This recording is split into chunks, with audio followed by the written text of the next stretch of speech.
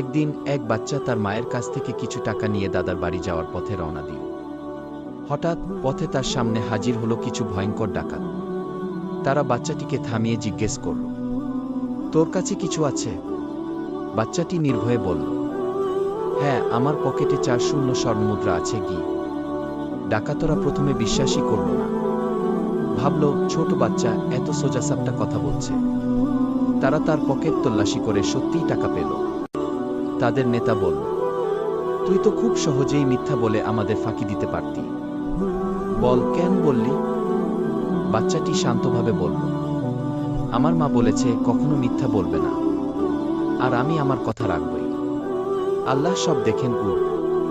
এই কথা শুনে ডাকাতদের চোখে পানি চলে এলো। তাদের নেতা চুপচাপ বসে পড়ে বলল, তুই তো আমাদের চেয়েও বড় মানুষ। আমরা তো এতদিন ধরে আল্লাহকে ভয় করিনি গিয়ে। তারপর সে সবার সামনে ঘোষণা করল, আজ থেকে আমরা আর ডাকাতি করব না। এই শিশুর মতো আমরা আল্লাহকে ভয় করব।